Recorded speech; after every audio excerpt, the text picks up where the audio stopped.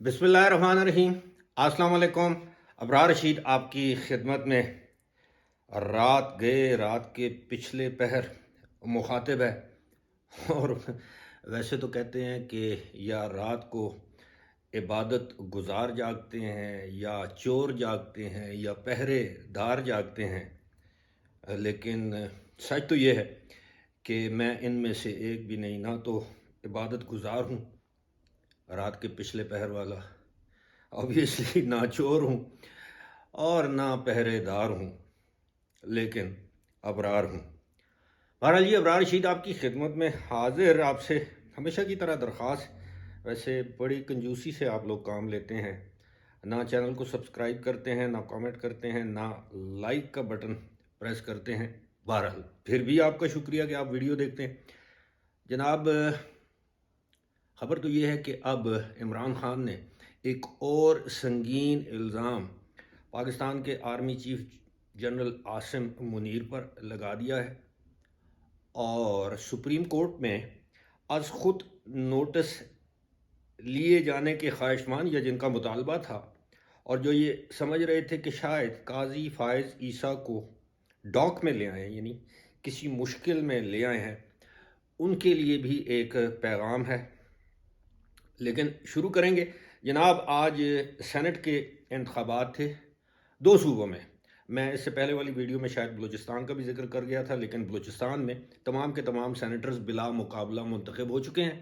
آج 2 صوبوں میں، بلکہ مرکز میں بھی، یعنی فیڈرل کیپٹل میں بھی انتخاب تھا سینٹ کا، اور اس وقت کی جو اطلاعات ہیں بلکہ فائنل ہیں، سندھ سے پاکستان پیپلز پارٹی نے 10 نشستیں حاصل کر لی ہیں، ایک ایم کیو ایم اور ایک ہمارے گڈ اولڈ فیصل واؤڈا۔ جی ہاں، انہوں نے تو کامیاب ہونا تھا۔ خبریں یہ ہیں کہ پیپلز پارٹی کی حمایت بھی انہیں حاصل تھی، ایم کیو ایم کی بھی حمایت حاصل تھی، کیوں نہ ہو، لاڈلے جو ہیں فیصل واؤڈا۔ خیر جناب، 11 نشستیں جو ہیں، اسلام آباد سے بھی ایک نشست جو ہے پاکستان پیپلز پارٹی نے حاصل کی ہے، تو اس طرح 11 نشستیں جو ہیں وہ مسلم لیگ پاکستان پیپلز پارٹی نے، اور 8 نشستیں جو ہیں وہ مسلم لیگ نون نے حاصل کی ہیں۔ اسلام آباد سے ان کے سینیٹر جو ہیں ٹیکنوکریٹ پر اسحاق ڈار منتخب ہوئے ہیں، اور پیپلز پارٹی کے محمود الحسن۔ خیبر پختونخوا میں آپ جانتے ہیں کہ وہ انتخاب ملتوی ہو گیا تھا، اس کی تفصیل میں نہیں جانا چاہیے جناب۔ میرا خیال ہے کہ ہاں جی، عمران خان نے ایک سنگین الزام عائد کیا ہے۔ آپ کو یاد ہوگا چند دن پہلے بشرا بی بی نے جیل میں صحافیوں سے ملاقات کے دوران، سماعت کے دوران یہ بات کہی تھی کہ اگر عمران خان کو جیل میں کچھ ہو گیا تو اس کی ذمہ داری army chief general Asim Munir, اور انہوں نے نام لے کر کہا تھا کہ D G I S I اور ڈی جی سی پر ہوگی۔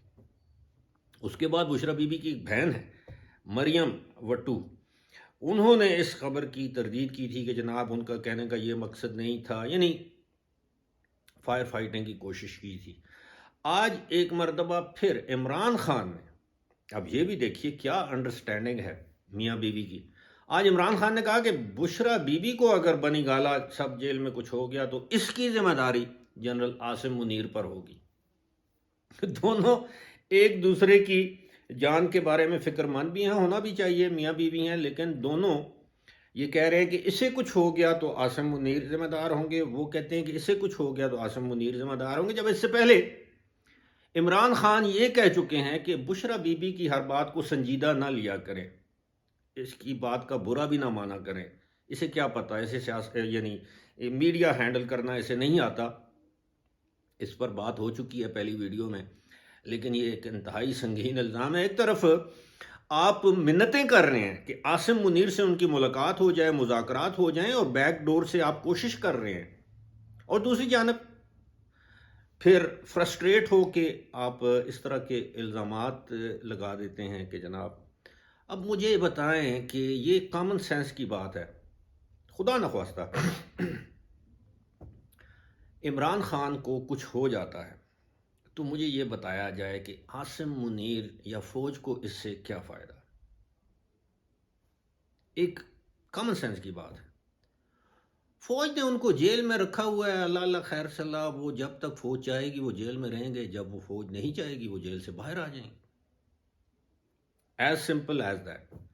اب پتہ نہیں اس چیز کو وہ عمران خان، میرا خیال ہے آپ لوگوں کے بھی کان پک گئے ہوں گے، ایک طویل عرصے سے ہم سن رہے ہیں کہ عمران خان کہتے ہیں کہ میری زندگی کو خطرہ ہے، یہ مجھے مروا دے گا، ڈرٹی ہیری مجھے مار دے گا، مجھے مروا دے گا، یہ مجھے زہر دے دیں گے، ایسا زہر دے دیں گے جس سے دل پھٹ جاتا ہے، آہستہ آہستہ انسان ختم ہوتا ہے. اب وہی بشرا بی بی کہتی ہیں کہ جناب مجھے پہلے تو کہا کہ یہ شہد میں زہر ملا کے دیا گیا ہے، آج وہ 3 قطرے جو ہے وہ ٹائلٹ کلینر کے ان کے دینے کا انکشاف انہوں نے کیا ہے. ثبوت کوئی نہیں ہے بھائی، بس چھوڑیں. جس دن اگر اللہ نہ کرے، اللہ نہ کرے کسی کے ذہن میں ایسی سوچ آئے کہ وہ کسی بھی سیاستدان کی زندگی کو ختم کرنا چاہے، تو اسٹیبلشمنٹ کے لیے یہ مشکل کام نہیں ہے، یقین کیجئے مشکل کام نہیں ہے. لیکن ایسی سوچ کسی کی نہیں ہے.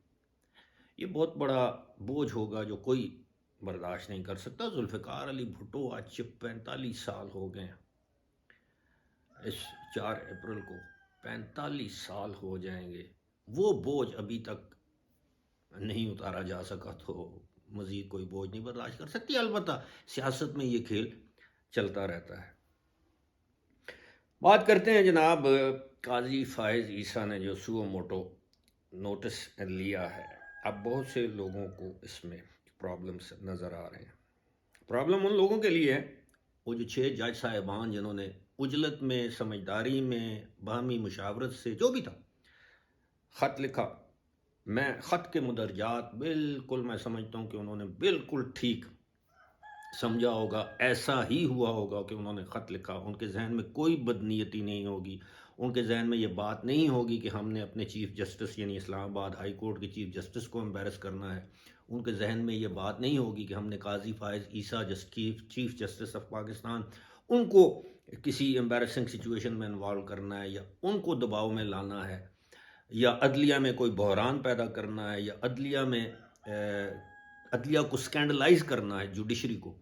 بالکل میں دیانتداری سے کہہ رہا ہوں کہ ان کی نیت ٹھیک ہوئی ہوگی. لیکن میرے جیسے لوگ خط کی ٹائمنگ پر بات کر رہے ہیں، پھر خط جوڈیشل کونسل کو کیوں لکھا گیا، پھر خط میں یہ مطالبہ کیوں کیا گیا کہ جناب ججز کا کنونشن بلایا جائے. جناب یہ کوئی سیاسی جماعت ہے کہ اس کا کنونشن بلایا جائے؟ کنونشن بلانے کی خواہش جو ہے وہ پی ٹی آئی نے پوری کر دی. لاہور ہائی کورٹ بار میں وہ کنونشن بلایا گیا، اور جو اس میں تقاریر ہوئیں اور جو اس کے تقریر کرنے والے تھے وہ آپ سب واقف ہیں. ارشاد احمد بھٹی جیسے لوگ، اللہ معاف کرے، یہ انٹلیکچول لیول ہو جس خیر. تو جناب اب معاملہ یہ ہے کہ جن جج صاحب نے یہ الزام لگایا ہے کہ ان کے برادر نسبتی کو آئی ایس آئی والے یا خفیہ اداروں والے اٹھا کر لے گئے تھے، تو ظاہر ہے برادر نسبتی کو بھی سپریم کورٹ میں طلب کیا جا سکتا ہے، جج صاحب کو بھی طلب کیا جا سکتا ہے کہ جناب آپ بتائیں آپ کو کون اٹھا کے لے کے گیا تھا، اور کس نے آپ کو الیکٹرک شاک یعنی بجلی کے کرنٹ لگائے. پھر وہ جو جج صاحب ہمارے، چلے میں آپ کو بتا دیتا ہوں، پہلے بھی بتایا ہوا ہے، یہ جو طارق محمود جہانگیری ہیں، یہ کسی زمانے میں یہ میرے کلاس فیلو تھے، اور میری ان کے ساتھ بڑی اچھی شناسائی تھی اور ہے. لیکن جب سے یہ جج بنے ہیں میرا ان کے ساتھ کوئی رابطہ نہیں ہے. یہ میں آپ کو بڑی دیانتداری کے ساتھ بتا رہا ہوں کہ جب سے وہ جج بنے ہیں اسلام آباد ہائی کورٹ کے، اس دن سے میرا ان کے ساتھ کوئی رابطہ نہیں. اس سے پہلے ٹیلی فون پر ہماری کبھی کبھار گپ شپ ہو جایا کرتی تھی. لیکن ظاہر ہے میرے کلاس فیلو ہیں، میں اس بات سے انکار نہیں کر سکتا، نہ وہ کر سکتے ہیں. اب ان کے بیڈ روم میں سے کیمرہ نکلنے کا معاملہ ہے، تو ظاہر ہے ان سے بھی تفتیش ہوگی، پوچھا جائے گا کہ جناب یہ کب برآمد ہوا، وہ کیمرہ کدھر ہے، آپ کو کیسے پتہ چلا کہ اس میں کوئی چیز ریکارڈ ہو رہی تھی، کوئی چپ پڑی تھی، کوئی سم پڑی تھی، کوئی یو ایس بی تھی، جو بھی ہے. اور اس کے علاوہ جناب ایک 2 جج صاحبان کے مس کانڈکٹ کی بات کی جا رہی ہے، اور وہ 2 جج صاحبان ہیں، ایک سینئر پیونے جج جو جسٹس محسن اختر کیانی، اور ایک ہیں شاید ان کا نام ہے سردار یا ارباب طاہر ان کا نام ہے. ان دو جج صاحبان کے بارے میں کہا جا رہا ہے کہ آج نہیں تو کل ان کے خلاف مس کانڈکٹ کا ریفرنس دائر کیا جا سکتا ہے، اور یہ مس کانڈکٹ ایک اس مقدمے کے حوالے سے ہے جو کہ عمران خان کی اس بیٹی، مبینہ بیٹی کہہ لیں چلے، کیونکہ وہ خود تو نہیں مان رہے، ٹیرین جے وائٹ، اس کے مقدمے کے حوالے سے کہ یہ مس کانڈکٹ کے مرتکب ہوئے ہیں۔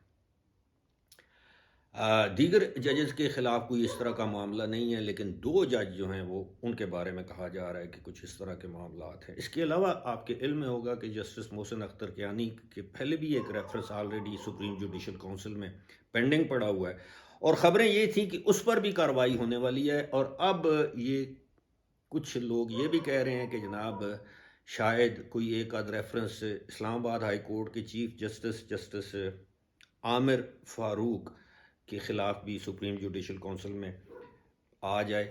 اب یہ کتنی بدقسمتی کی بات ہے کہ دیکھیں کہ ہم لوگ اس وقت ججز کا کنڈکٹ، طرز عمل ڈسکس کر رہے ہیں، ایسا ہونا نہیں چاہیے، لیکن اس کے ذمہ دار کون ہے؟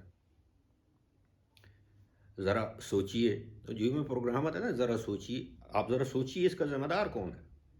ایک وقت تھا ہم ججز کا نام تک نہیں جانتے تھے، ایک چیف جسٹس کا نام یاد ہوتا تھا، وہ بھی سپریم کورٹ کے چیف جسٹس کا، لیکن اب بچے کو ججز کا نام بھی پتہ ہے۔ ایک وقت تھا ہمیں کور کمانڈرز کے ناموں کا نہیں پتہ ہوتا تھا، صرف ایک آرمی چیف کے نام کا پتہ ہوتا تھا، چیف مارشل ایڈمنسٹریٹر۔